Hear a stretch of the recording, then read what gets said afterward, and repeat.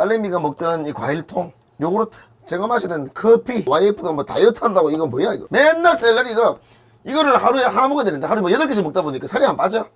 아니면 이 플라스틱의 뭐 특징들이 여러 가지 있을 건데 소개를 좀 해주십시오. 자, 근본적으로 네. 비닐 플라스틱은 기름으로 만듭니다. 기름으로요? 네. 그래서 이걸 다시 기름으로 만드는 게 이 유화산업입니다. 네. 자, 어쨌거나 이런 것 같은 경우는 기름으로 만든다는 걸 일단 말씀을 드리고 네. 가정에서 잘 모르는 부분이 이런 부분이 있습니다. 네. 자, 뚜껑을 닫아야 되는 사람이 있고 맞아요. 닫지 않아야 되는 사람이 있어요. 네. 근데 그 차이가 뭔가 합니까? 뚜껑을 닫아야 되는 거하고 닫지 않아야 되는 거 차이가 뭔가 합니까? 냄새가 나는 거는 닫아야 되고요. 냄새 나지 않은 거는 열어야 되는 거죠. 틀린 거 아시죠? 예. 예. 자, 그럼 됐습니다. 자, 일반적으로 보면은요. 네. 이걸 그냥 버리는 게 좋겠습니까? 압축을 해서 버리는 게 좋겠습니까? 압축을 해서 버려야 됩니다. 그렇죠. 압축을 하면은 결국은 이 볼륨이 작아지죠. 네. 그러면은 운반비가 줄어들죠. 네. 그다음 처리하기 가서도 처리하기가 간편해집니다. 제일 중요한 게 뭐냐? 여기에 몸체 부분하고 그다음 이게 필름이라죠, 필름. 네. 이 필름 부분하고 그다음 병뚜껑하고 이 세 가지가 다 틀립니다. 아, 그래요? 한번 볼까요? 여기 보면은 여기는 PP라고 써있죠. 네. 그다음 뚜껑은 뭐라 써 있습니까? HDP. 그렇죠. HDP입니다. 하이 덴시티입니다.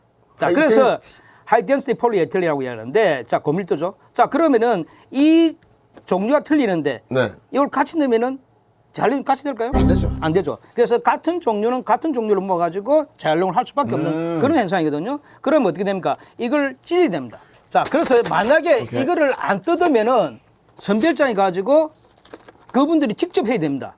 선별장 가면은 이게 뭐 수천 개, 수만 개 됩니다. 맞습니다. 그분들이 일일이 다 뜯을 수가 없습니다. 그래서 가정에서는 반드시 이 부분을 뜯어줘야 됩니다. 뚜껑은 HDP로 되어 있습니다. 뚜껑도 분리해야 돼요. 열어가지고. 그러면 뚜껑을 직접 배출했습니다. 따가지고 들고 있어요. 요 밑에 있는 요건 어떻게 해야 됩니까? 당연히 이것도 같은 재질이죠. 같은 재질이에요. 예, 같은 재질이죠.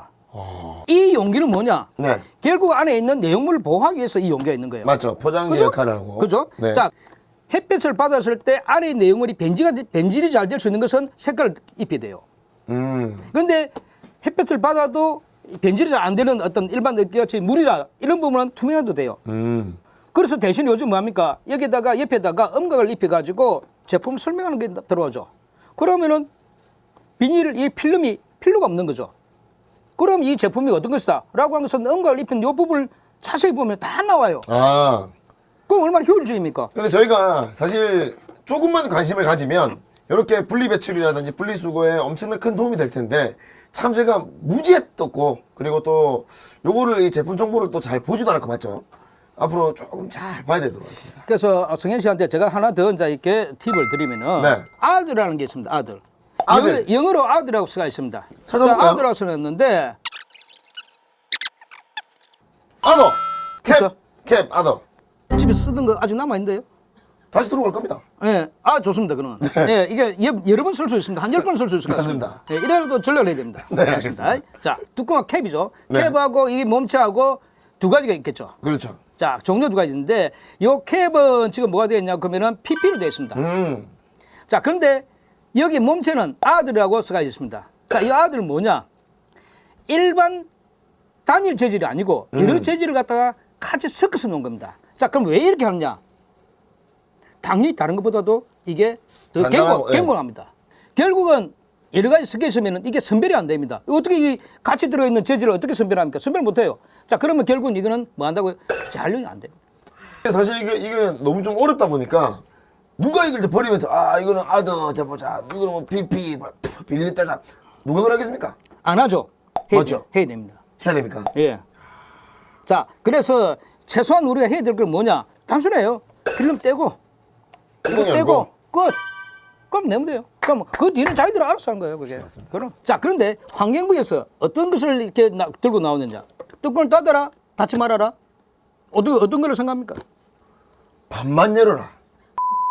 반만 그 콜라 김대인데 신뢰가 반밖에 안 갑니다. 진짜 반이라도 신뢰를 해주셔서 감사드립니다. 노래가 생각나나요? 네. 반만 나를 믿어봐. 반만 나를 믿어봐. 야야야. 자, 고마세요. 네. 자, 환경부에는 뚜껑을 닫으라고 되어 있습니다. 왜 닫았냐?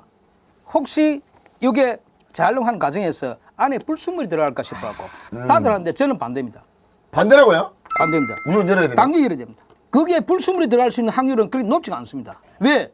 저희들이 분리수거하면 분리수거했던데 오가지고 수거하는 업체가 와서 수거해가지고 그냥 차에다 실어가지고 바로 선별 정합니다. 네. 그런데 도중에 어떤 불순물이 들어갈 수 있나요?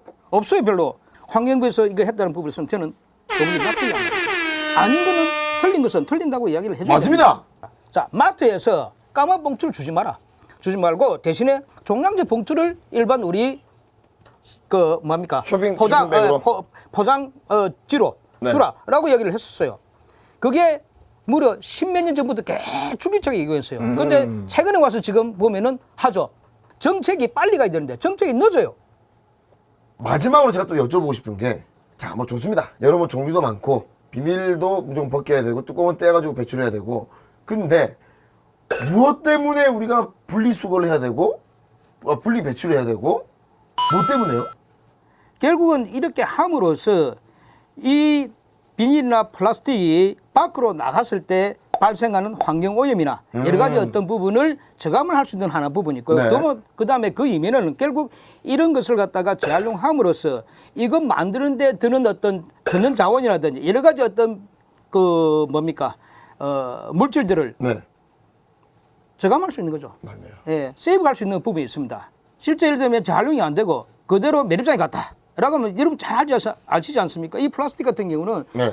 뭐 100년, 200년 이상 가는 것도 있죠. 쓰려면은 또 두 번째 이게 소각장을 갔을 때 과연 어떤 문제가 발생하냐? 태우면 이 배가스가 발생하죠. 네. 그런데 요 제품들은 자 이게 재질이 염화 비닐이에요.